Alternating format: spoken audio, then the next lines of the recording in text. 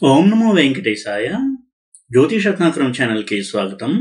ఈ వీడియోలో ఒక జాతకంలో కాబోయే జీవిత భాగస్వామి యొక్క లక్షణాలు ఎలా ఉంటాయి అని తెలుసుకోవచ్చా, అదేవిధంగా వివాహం జరిగిన తర్వాత హ్యాపీ మ్యారేజ్ లేదా మ్యారేజ్లో ప్రాబ్లమ్స్, అలాగే డైవోర్స్, ఇవి జరగడానికి పూర్వజన్మ రుణం ఎంతవరకు కారణము, పూర్వజన్మ రుణం వల్లనే ఇటువంటి సమస్యలు వచ్చాయా, విడాకులు అయ్యాయా, ఇవి ఎలా తెలుసుకోవచ్చు. అదేవిధంగా ఒకవేళ ఒక జాతకంలో కనుక డైవర్స్ ఉన్నట్టయితే, విడాకులు కనుక ఉన్నట్టయితే వాటిని పరిహారాలతో రద్దు చేయొచ్చా, ఇలాంటి విషయాలు తెలియచేస్తాను. నేను యాక్చువల్గా మ్యారేజ్ గురించి, మ్యారిటల్ హ్యాపీనెస్ అంటే వైవాహిక సౌఖ్యము లేదా వివాహం తర్వాత వచ్చే సమస్యలు, విడాకులు, వీటిని గురించి ఎక్కువ వీడియోస్ చేస్తూ వస్తున్నాను. ప్రతి వీడియోలో కూడా ఒక కొత్త పాయింట్ యాడ్ చేస్తూ సమాచారం, ఇన్ఫర్మేషను, అలాగే నాలెడ్జ్ అందించాలి అనేటువంటి ప్రయత్నమే చేస్తూ వస్తున్నాను. ఎందుకంటే ఈ రోజులో బర్నింగ్ ప్రాబ్లం, చాలా పెద్ద ప్రాబ్లం ఏంటి అంటే విడాకులు, అలాగే మ్యారేజ్ అయిన తర్వాత ఇద్దరి మధ్య సమస్యలు. అప్పుడు చాలామంది తమకు తాము వేసుకునే ప్రశ్న, అబ్బాయి అమ్మాయి కావచ్చు, తల్లిదండ్రులు కావచ్చు, ఈ మ్యారేజ్ మనం కంపాటబిలిటీ చూడకుండా చేయడం వల్ల ప్రాబ్లమ్స్ వచ్చాయా, లేదా అసలు ఇట్లా ప్రాబ్లమ్స్ వస్తాయని ముందుగానే జాతకంలో ఉందా, అలాగే ఈ విధమైనటువంటి అమ్మాయి లేదా ఇలాంటి అబ్బాయి వస్తాడు అని జాతకంలో ముందుగానే ఉందా, లేదా మనం సెలెక్ట్ చేసుకోవడం వల్ల, మనం రాంగ్ సెలెక్షన్ చేయడం వల్ల ఈ ప్రాబ్లమ్స్ వచ్చాయా, ఈ డౌట్ ప్రతి వారికి వస్తుంది. అయితే ఇక్కడ గుర్తుంచుకోవాల్సింది, వివాహము అనేటువంటి ముఖ్యమైనటువంటి ఘటన జాతకంలో ముందుగానే నిర్ణయింపబడి ఉంటుంది. జాతకుడు ఎప్పుడైతే భూమి మీద పడతాడో, అతని హారోస్కోప్ అనేది తయారవుతుందో, ఏ లగ్నంలో జన్మించాడు, లగ్నం నుంచి ప్లానెట్స్ ఏ స్థానాల్లో ఉన్నాయి, అలాగే దారకారక ఇటువంటి ప్లానెట్స్ ఎక్కడున్నాయి అనేవి ముందుగా నిర్ధారింపబడి ఉంటాయి. కాబట్టి అంటే జన్మించినప్పుడు సోలార్ సిస్టంలో ఒక స్నాప్షాట్ కనుక తీసినట్టయితే అదే హారోస్కోప్. కాబట్టి ఆ గ్రహాలన్నీ అలా అమరి ఉన్నప్పుడు ఆ జాతకుడు తన కర్మ ఫలాల్ని అనుభవించడానికి భూమి మీద జన్మిస్తాడు. అతను ఏ తల్లిదండ్రులకు జన్మిస్తాడు, అలాగే ఎటువంటి సోదరులు ఉంటారు, సిబ్లింగ్స్ ఎలాంటి వాళ్ళు ఉంటారు, జీవిత భాగస్వామి ఎలాంటి వ్యక్తి వస్తారు, ఎటువంటి పిల్లలు ఉంటారు, వాళ్ళ నుంచి ఎలాంటి సౌఖ్యం ఉంటుంది, ఇవన్నీ కూడా ముందే నిర్ణయింపబడతాయి. ఇలా జరుగుతుంది, ఇలా నిర్ణయింపబడింది అని చూసి చెప్పగలగడమే జ్యోతిష్యం. అంతే తప్ప మనకి అసౌకర్యంగా ఉన్న అంశాన్ని, మనకి బాధ కలిగించేటువంటి అంశాన్ని సవరించేసి విధిని ఎదిరించడం కోసం జ్యోతిష్యం లేదు. ఇది ప్రధానమైనటువంటి సూత్రం. ప్రతి వారు కూడా గుర్తుపెట్టుకున్నట్టయితే చాలా క్వశ్చన్స్కి ఆన్సర్ దొరుకుతుంది. అలాగే జ్యోతిష్యంలో, జాతకంలో ఒక వ్యక్తి యొక్క పాస్ట్ లైఫ్ కర్మల్ని కూడా సూచించేటువంటి ప్లానెట్స్, స్థానాలు ఉంటాయి. అవి ఏ స్థానాల్ని, ఏ గ్రహాల్ని ప్రభావితం చేస్తుంటాయో వాటి యొక్క ఫలితాలు ఆ జన్మలో జాతకుడు ఆ దశలో సుఖాలు కానీ కష్టాలు కానీ అనుభవించి తీరుతాడు. ఇది ప్రధానమైనటువంటి సూత్రం. ఈ పునాది మీదే మనం జ్యోతిష్యాన్ని అధ్యయనం చేయడం అనేది ఎప్పుడూ కూడా చేయాల్సి ఉంటుంది. అయితే ఈ రోజుల్లో జ్యోతిష్యానికి ఉన్నటువంటి అర్థాన్ని మార్చేసి జ్యోతిష్యం అనేది రెమిడియల్ సైన్స్ అంటే పరిహారాల విద్యగా తయారు చేయడం అనేది చాలా చాలా శోచనీయము. ఇక ఈ విడాకులు లేదా వైవాహిక సమస్యలు అంశానికి వచ్చినట్టయితే ప్రతి వారికి ఉండేటువంటి ఒక కామన్ క్వశ్చన్, అంటే పెళ్లి కాని యువతి యువకులకు ఉండేటువంటి క్వశ్చన్, నా జీవిత భాగస్వామి ఎటువంటి వ్యక్తి వస్తాడు, ఎటువంటి అమ్మాయి వస్తుంది, లేదా ఎటువంటి అబ్బాయి వస్తాడు, వీటిని తెలుసుకోవడానికి ఏమన్నా మనకి ఆధారాలు ఉన్నాయా, సూత్రాలు ఉన్నాయా, కొన్ని టిప్స్ ఉన్నాయా అంటే చాలా ఉన్నాయి. అయితే ఇవన్నీ కొంత సూచనలు ఇస్తాయి తప్ప యథార్థంగా ఇటువంటి లగ్నంలో అమ్మాయి వస్తాడు, ఇటువంటి నక్షత్రంలో అమ్మాయి వస్తుంది, లేదా ఇటువంటి లగ్నంలో అబ్బాయినే పెళ్లి చేసుకోండి, ఇటువంటి నక్షత్రంలో అమ్మాయినే పెళ్లి చేసుకోండి అని చెప్పడం అనేది మూర్ఖత్వమే. కొంచెం స్ట్రాంగ్ పదమే వాడుతున్నాను, అది మూర్ఖత్వం. అది ఎటువంటి అబ్బాయి వస్తాడు అని మన జాతకంలో ఉందో మనం సూచనగా చెప్పగలం తప్ప ఫలానా జాతకుడే, ఈ నక్షత్రంలో పుట్టిన జాతకుడే వస్తాడు అని చెప్పడం అనేది కరెక్ట్ కాదు. ఇక దానికి మనకి సూత్రాలు ఏంటి, కొన్ని టిప్స్ ఏమన్నా ఉన్నాయా అంటే ఉన్నాయి. ప్రధానంగా చూడవలసింది లగ్నం నుంచి 7th హౌస్. మరీ చెప్తున్నాను, లగ్నం నుంచి 7th హౌస్, చంద్రుడి నుంచి కాదు, చంద్రుడి నుంచి తర్వాత. ప్రధానంగా చూడవలసిన లగ్నం నుంచి 7th హౌస్. 7th హౌస్లో ఏ ప్లానెట్స్ ఉన్నాయి. అలాగే నేను ఎప్పుడు చెప్తూ వస్తున్నటువంటి ఈ జైమినీ సూత్రాల ప్రకారము దారకారక గ్రహం ఎవరు, దారకారక గ్రహం ఎలా మనం కనుక్కోవచ్చు, ఇది కూడా చెప్తాం. చాలా చాలా సింపుల్. ఇది 9 గ్రహాలు ఉన్నాయి, రవి, చంద్ర, ఇలా రాహుకేతువుల వరకు. ఇందులో రాహుకేతువుల్ని పక్కన పెట్టేస్తే 7 గ్రహాలు ఉంటాయి, రవి నుంచి శని వరకు. ఈ రోజుల్లో స్మార్ట్ ఫోన్లో జాతకం వేసుకోవచ్చు, కంప్యూటర్లో, ల్యాప్టాప్లో జాతకాలు వేయచ్చు. అవి ప్రతి ప్లానెట్ కూడా ఎన్ని డిగ్రీల్లో ఉన్నాయో సూచిస్తున్నాయి ఆ సాఫ్ట్వేర్లో. ఉదాహరణకి స్మార్ట్ ఫోన్లోనే సాఫ్ట్వేర్ యాప్ ఒకటి డౌన్లోడ్ చేసుకుని వేసినట్టయితే రాహుకేతువు డిగ్రీలని పక్కన పెట్టేసి 7 గ్రహాల డిగ్రీలని నోట్ చేసుకోండి. ప్రతి రాశిలో ఎన్ని డిగ్రీల్లో ఉన్నారు. రవి ఉదాహరణకు వృషభంలో ఉన్నాడు, ఎన్ని డిగ్రీల్లో ఉన్నాడు. చంద్రుడు ఒక రాశిలో ఉన్నాడు, ఆ రాశిలో ఎన్ని డిగ్రీల్లో ఉన్నాడు. ఇలా నోట్ చేసుకున్న తర్వాత అన్నిటికంటే ఎక్కువ డిగ్రీల్లో ఉన్నటువంటి ప్లానెట్ ఏది అనేది గుర్తుపట్టి దాన్ని ఆత్మకారక గ్రహంగా గుర్తించాలి. అన్నిటికంటే తక్కువ డిగ్రీలో ఉన్నది దారకారక. ఎంత సింపుల్ చూడండి ఇది. అయితే దారకారక ప్రాధాన్యం అనేది మనం విస్మరించడం వలన మ్యారేజ్ సంబంధించినటువంటి అనాలిసిస్ చేసేటప్పుడు చాలా చాలా ముఖ్యమైనటువంటి కొన్ని ఫలితాలు మనం చూడలేకపోతున్నాము. ఒక జాతకానికి 7వ స్థానము, అలాగే సప్తమాధిపతి 7th లార్డ్, అలాగే 7th హౌస్లో ఉన్న గ్రహం ఎంత ముఖ్యమో దారకారక గ్రహం అంత ముఖ్యము. అలాగే లగ్నం నుంచి 12 స్థానాలకి ఆరూఢాలు కనుక్కోవాలి. 7th హౌస్ యొక్క ఆరూఢానికి సప్తమారూఢము, దారారూఢము లేదా దారపాదము అని పేరు. ఎలా కనుక్కోవాలండి దారపాదము అంటే అది కూడా చాలా చాలా సింపుల్. జ్యోతిష్యం పరిచయం ఉన్నటువంటి వాళ్ళకి చాలా ఈజీ. ఉదాహరణకి మేషలగ్నం తీసుకుందాము. దానికి 7th హౌస్ తొలవుతుంది, దానికి అధిపతి శుక్రుడు. ఈ మేషలగ్న జాతకుడికి శుక్రుడు ధనస్సులో ఉన్నాడు అనుకుందాం. అంటే 7th హౌస్ అయినటువంటి తొల నుంచి 3వ ఇల్లు అయినటువంటి ధనస్సులో ఉన్నాడు. అంటే తన స్వస్థానం 7th హౌస్ అయినటువంటి తొల నుంచి 3వ స్థానమైనటువంటి ధనస్సులో ఉన్నాడు. అక్కడి నుంచి 3వ స్థానం కుంభం, అది దారపాదం అవుతుంది, 7th హౌస్ యొక్క ఆరూఢం అవుతుంది. ఇంత సింపుల్ దారపాదం కనుక్కోవడం. ప్రతి స్థానానికి ఆరూఢం కనుక్కోవాలి. లగ్నానికి ఆరూఢం కనుక్కుంటే అది లగ్నారూఢము, ఆరూఢ లగ్నము ఎలా అయినా పిలవచ్చు. అలాగే 12th హౌస్కి ఇదే పద్ధతిలో ఆరూఢం కనుక్కుంటే దానికి ఉపపాదము అని పేరు. ఈ దారపాదము, ఉపపాదము ఏ రాసుల్లో ఉన్నాయి, అలాగే దారకారక గ్రహం ఎవరు, ఇవి కనుక నోట్ చేసుకున్నట్టయితే చాలా చాలా ముఖ్యమైనటువంటి ఇన్ఫర్మేషన్ మనకి దొరుకుతుంది. 7th హౌస్లో ఏ ప్లానెట్ ఉంది, అలాగే దారకారక గ్రహం ఎవరయ్యారు, ఎంత బలంగా ఉన్నారు అనే దాన్ని బట్టి వచ్చేటువంటి జీవిత భాగస్వామి ఎటువంటి లక్షణాలు కలిగిన వ్యక్తి అయి ఉంటారు అని చెప్పవచ్చు. ఉదాహరణకి అబ్బాయి యొక్క సప్తమాధిపతి, అమ్మాయి యొక్క సప్తమాధిపతి ఇద్దరు కూడా మిత్రగ్రహాలు కనుక అయినట్టయితే అది మంచిది. వారిద్దరి మధ్య కంపాటబిలిటీకి, వారిద్దరి మధ్య బాండింగ్ అయితే ఉంటుందో అది హెల్దీగా ఉంటుంది. అలాగే అబ్బాయి దారకారక గ్రహము, అమ్మాయి దారకారక గ్రహం ఈ రెండు కూడా పరస్పరం మిత్రులైనట్టయితే అది చాలా మంచిది. వారి యొక్క మ్యారిటల్ హ్యాపీనెస్కి, మ్యారేజ్ అయిన తర్వాత వారిద్దరి మధ్య అండర్స్టాండింగ్ బాగుంటుంది. ఇలాంటి చిన్న చిన్న సూత్రాలు అప్లై చేసి ఎవరికి వాళ్ళు చెక్ చేసుకోవచ్చు.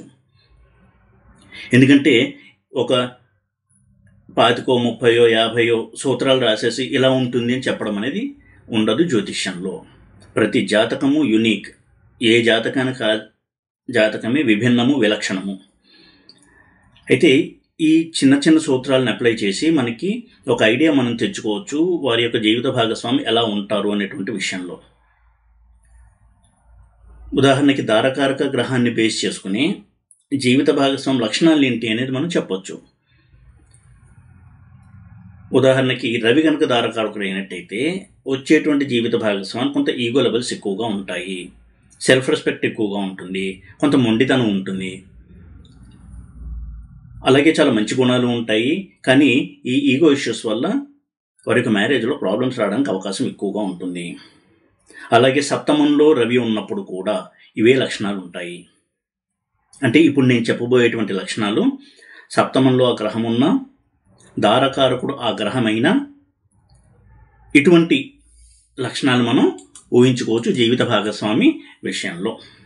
అంటే సప్తమంలో రవి ఉన్న, దారకారకుడు రవి అయినా, ఇటువంటి ఈగో లెవెల్స్ ఉండేటువంటి జీవిత భాగస్వామి రావడము, ఇలాంటి లక్షణాలు మనం కొంతవరకు గెస్ చేయొచ్చు. అలాగే చంద్రుడి విషయానికి వచ్చినట్టయితే చంద్రుడు దారకారకుడైనా, సప్తమంలో చంద్రుడున్న ఎమోషనల్ పార్ట్నర్ ఉంటారు. చాలా మంచి మనసు ఉంటుంది, సున్నితమైనటువంటి మనసు ఉంటుంది. అయితే ఈ చంద్రుడు కనుక నీచ స్థితిలో ఉన్నట్టయితే చాలా చాలా ఎమోషనల్ సాఫ్ట్ నేచర్ పార్ట్నర్ అయ్యి చిన్న విషయాన్ని కూడా ఎక్కువగా కదిలిపోవడము, ఇటువంటి నేచర్ ఉండేటువంటి జీవిత భాగస్వామి అయి ఉంటారు. చాలా మంచి మనసు ఉంటుంది. అయితే చిన్న చిన్న విషయాలు కూడా అలగడము, కోపం తెచ్చుకోవడము, మళ్ళీ వెంటనే మర్చిపోయి నార్మల్ అవ్వడము, ఇటువంటి నేచర్ కూడా ఉంటుంది. చిన్న పిల్లవాడి మనస్తత్వం ఉంటుంది. ఇక కుజుడు కనుక 7th హౌస్లో ఉన్న, దారకారకుడైన, మొండితనము, పట్టుదల, మంకుపట్టు, తను అనుకున్నదే జరగాలి అనేటువంటి ఒక మొండి వాదన, ఇలాంటివి ఉండే అవకాశం ఉంటుంది. అయితే పాజిటివ్ సైడ్ చూసినట్టయితే చాలా పట్టుదల, అనుకున్నది సాధించేటువంటి ఒక దృఢ సంకల్పము, ఇవన్నీ కూడా ఇస్తాడు కుజుడు. కుజుడు బలంగా ఉండడం అనేది కనుక జరిగినట్టయితే పాజిటివ్గా, సప్తమంలో కుజుడున్న, దారకారకుడు కుజుడైన వచ్చేటువంటి జీవిత భాగస్వామి చాలా ఉన్నతమైనటువంటి విలువలు కలిగి, పోరాట పటిమ ఉండి, ఏ సమస్య వచ్చినా పోరాడి సాధించుకునేటువంటి ఒక ధైర్యం ఉన్నటువంటి వ్యక్తి అయి ఉంటారు. అది అమ్మాయి కావచ్చు, అబ్బాయి కావచ్చు. బుధుడు కనుక 7th హౌస్లో ఉన్న, దారకారకుడైన, ఎటువంటి రిజల్ట్స్ ఉంటాయి? చాలా సున్నితమైన మనస్సు కలిగిన వ్యక్తి అయి ఉంటారు, హాస్యప్రియులై ఉంటారు, తెలివితేటలు బాగుంటాయి, వారి బుద్ధి బలంతో వారు జీవితంలో ఉన్నత స్థానానికి చేరుకుంటారు.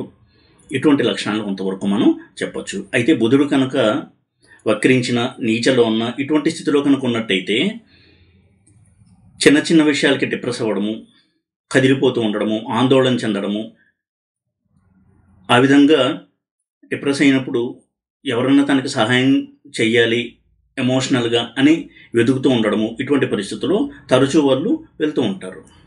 అయితే తెలివితేటలు మెండుగా ఉంటాయి, మంచి వ్యక్తిత్వం ఉన్నటువంటి మనుషులై ఉంటారు, కానీ ఈ వీక్నెస్ వారిని బాధిస్తుంది. ముఖ్యంగా బుధుడు కనుక నెగిటివ్గా ఉంటే, నీచలో ఉన్న, వక్రించిన. ఇక గురువు కనుక సప్తమంలో ఉన్న, దారకారకుడైన, మంచి విద్యావంతులు అయి ఉంటారు, వివేకవంతులు అయి ఉంటారు. అదేవిధంగా మ్యారేజ్ అయిన తర్వాత వారి జీవితంలో అదృష్టం అనేది కలిసి రావడము, ఇలాంటి చాలా మంచి సంఘటనలు జరుగుతాయి. అయితే స్త్రీలకి ఎప్పుడైతే 7th హౌస్లో గురువు ఉంటాడో, ఉదాహరణకి కొంత తనకంటే విద్యాధికుడైనటువంటి భర్త వస్తాడు, అలాగే ఆ విద్య అనేది ఎక్కువ ఉండడం వలన కొంతవరకు అహంకారము, అహంకారము అంటాం, అంటే నేను బాగా చదువుకున్నాను అనేటువంటి ఒక అహంకారము, అలాగే ముఖ్యంగా భార్య మీద ఒక డామినేషన్ చూపించడము, తక్కువగా చూడటము, చులకన చేయడము, ఇటువంటి నేచర్ ఉండేటువంటి భర్త వస్తారు స్త్రీలకి. ఇక శుక్రుడు 7thలో ఉన్న, దారకారకుడైన, చాలా మంచి మనసు ఉన్నటువంటి పార్ట్నర్ వస్తారు. కళలంటే ప్రేమించేటువంటి వ్యక్తి అయి ఉంటారు. సాహిత్యము, కళలు, వీటి పట్ల అభిరుచి, కొంత ప్రవేశము, ప్రావీణ్యము, ఇవన్నీ కూడా ఉండేటువంటి అవకాశం ఉంటుంది. శుక్రుడు రిలేషన్షిప్స్ని రూల్ చేసే ప్లానెట్ కాబట్టి శుక్రుడు అటువంటి పోర్ట్ఫోలియోని తీసుకున్నప్పుడు వారు ఎప్పుడూ కూడా ప్రేమ బంధాన్ని ఇంకా మనం నిలబెట్టుకోవాలి, పెంచుకోవాలి, ఇటువంటి భావనలు ఉండేటువంటి వ్యక్తి అయి ఉంటారు. అయితే సప్తమంలో శుక్రుడు ఉన్నప్పుడు పాజిటివ్గా కనుక ఉన్నట్టయితే ఇందాక చెప్పినటువంటి చాలా స్ట్రాంగ్ పాజిటివ్ రిజల్ట్స్ని ఇస్తాడు మ్యారేజ్ విషయంలో. అదే నీచలో ఉన్న, దారకారకుడై నీచలో ఉన్న, సప్తమంలో నీచలో ఉన్న, వివాహంలో ఎక్కువ ఒడిదుడుకులు ఉంటాయి. ముఖ్యంగా స్త్రీలకు కనుక ఉన్నట్టయితే భర్తకి ఎక్స్ట్రా మ్యారిటల్ అఫైర్స్ ఉండేటువంటి అవకాశం ఉంటుంది, పరస్త్రీ వ్యామోహం ఉండేటువంటి వ్యక్తి అయి ఉంటారు. ఇలాంటి విషయాన్ని గమనించవచ్చు. శని సప్తమంలో ఉన్న దారకారకుడైన అటువంటి వ్యక్తి బాధ్యతల్ని తెలిసిన వ్యక్తులుగా ఉంటారు, కష్టం విలువ తెలిసిన వ్యక్తిగా ఉంటారు. వారి యొక్క జీవిత భాగస్వామి చాలా మెచ్యూర్డ్గా ఆలోచించేటువంటి వ్యక్తి అయి ఉంటారు. జీవితంలో చాలా కష్టపడి పైకొచ్చిన వ్యక్తి అయి ఉంటారు. అలాగే వారు ఎప్పుడైతే మ్యారేజ్ చేసుకుంటారో, ఉదాహరణకి అబ్బాయిలు కనుక 7th శని లేదా దారకారకుడు శని కనుక అయినట్టయితే, వారి భార్య మ్యారేజ్ అయిన తర్వాత తన కుటుంబమే తన లోకము అనేటువంటి ఒక వ్యక్తిగా, వారి ఫ్యామిలీలో వచ్చినటువంటి అన్ని కష్టాలని ఒంటి చేతితో ఎదుర్కొంటూ సాల్వ్ చేసుకుంటూ ముందుకు వెళ్ళేటువంటి ఒక డెడికేటెడ్ వైఫ్ రావడానికి అవకాశం ఎక్కువగా ఉంటుంది. ఇవన్నీ కొన్ని సూచనలు. అంటే ఎన్నో పారామీటర్స్ మనం చూడాలి మ్యారేజ్కి సంబంధించిన అనాలిసిస్ చేసేటప్పుడు. అలాగే జీవిత భాగస్వామి లక్షణాన్ని మనం తెలుసుకోవాలనుకునేటప్పుడు నవాంశాన్ని స్టడీ చేయాలి. అలాగే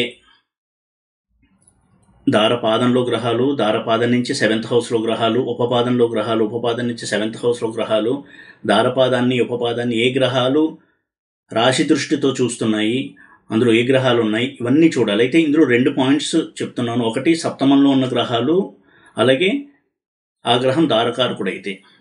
ఈ 2 కోణాల్లో మనం అనాలిసిస్ చేసినప్పుడు మనకి టాలీ అవుతూ ఉంటాయి ఇటువంటి రిజల్ట్స్. ఎప్పుడు కూడా ఒక విషయాన్ని సమగ్రంగా మనం తెలుసుకోవాలంటే భిన్న కోణాల్లో అనాలిసిస్ అనేది చేయాలి. వాటిలో ఈ 2 అంశాన్ని కనుక పరిగణలో తీసుకుని ఎవరికి వారు చెక్ చేసుకున్నట్టయితే కొంతవరకు వారికి అవగాహన వస్తుంది. ఒక్కొక్కసారి 7th హౌస్లో ఎక్కువ గ్రహాలు ఉంటాయి, అప్పుడు కొంత కాంప్లికేట్ అవుతుంది. దాన్ని మనం చాలా శ్రద్ధగా సునిశ్చితంగా పరిశీలన చేయాలి. అప్పుడు కారకత్వాలను కూడా మనం పరిగణలోకి తీసుకోవాలి. ఏ గ్రహం బలం ఎంత ఉంది అనే దాన్ని బట్టి ప్రధానంగా ఇటువంటి లక్షణాలు ఉన్నటువంటి జీవిత భాగస్వామి వస్తారు అనేది చెప్పాల్సి ఉంటుంది. ఈ అన్ని గ్రహాల ప్రభావం ఉంటుంది. ఎక్కువ స్ట్రాంగ్గా ఉన్నటువంటి గ్రహ ప్రభావం ఎక్కువగా ఉంటుంది కాబట్టి ప్రధానంగా ఆ ప్రాపర్టీ, ఆ లక్షణం ఎక్కువగా ఉంటుంది ఆ జీవిత భాగస్వామికి. ఇలా కొంత డీప్ స్టడీ చేయాలి. కేవలం సూత్రాల ఆధారం చేసుకుని ఫలితాన్ని చెప్పకూడదు.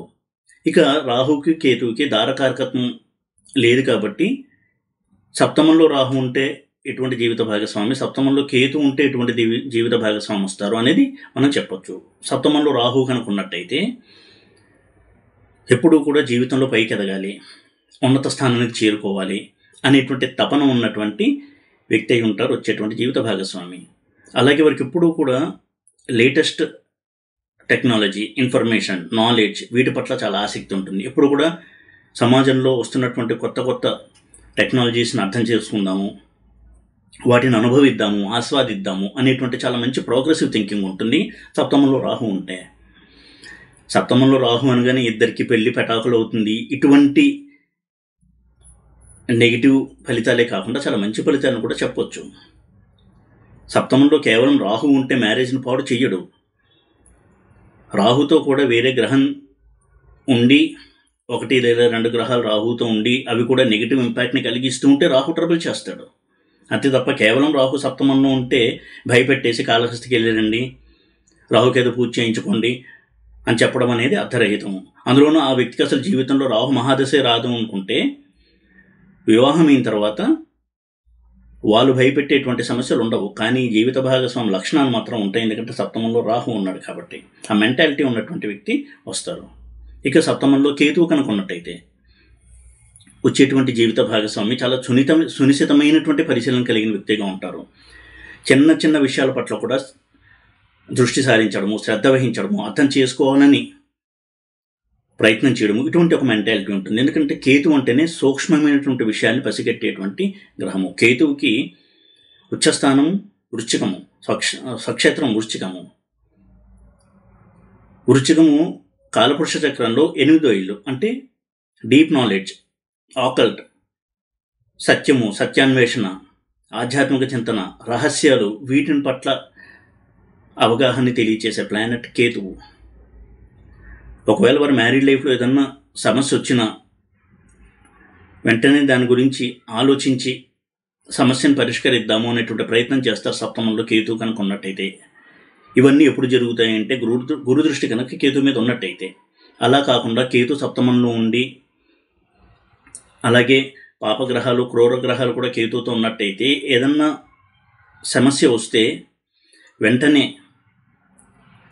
రియాక్ట్ అయిపోయి ఇంట్యూషన్తో ఇంపల్సివ్ బిహేవియర్ అంటాం, వెంటనే ఒక నిర్ణయానికి వచ్చేసి డిస్టర్బెన్స్ని తీసుకొస్తారు మ్యారేజ్లో. ఈ రెండు ఎక్స్ట్రీమ్స్ ఉంటాయి కేతువు దగ్గర. బాగుంటే చాలా పాజిటివ్గా ఉంటాడు, అదే కేతువు కనుక పాడైతే ఇంత విధ్వంసము చేస్తాడు. అయితే కేతు 7th హౌస్లో ఉన్నప్పుడు సాధారణంగా స్పిరిచువల్ మైండ్ ఉన్నటువంటి జీవిత భాగస్వామి వస్తారు అని చెప్తారు. అయితే దాన్ని ఇంకో విధంగా కూడా మనం వ్యాఖ్యానించాల్సి ఉంటుంది, ఇంటర్ప్రిట్ చేయాలి. సప్తమంలో కేతు ఉన్నప్పుడు జీవిత భాగస్వామి కనుక, అంటే ఒక వ్యక్తికి సప్తమంలో కేతు ఉంటే, ఒక అబ్బాయికి సప్తమంలో కేతు ఉంటే, వచ్చిన భార్య కనుక స్పిరిచువల్ ప్రాక్టీసెస్ చేస్తూ ఉన్నట్టయితే, ఆధ్యాత్మిక చింతన పెంచుకుంటూ ఉన్నట్టయితే వారి యొక్క వైవాహిక జీవితంలో ఆనందం అనేది పెరుగుతూ ఉంటుంది. ఈ విధంగా కేతువును మనం పాజిటివ్ చేసుకోవచ్చు. కాబట్టి ఈ సప్తమంలో ఉన్న గ్రహాలు, దారకారక గ్రహము అనేది జీవిత భాగస్వామి యొక్క లక్షణాన్ని తెలియజేస్తుంది.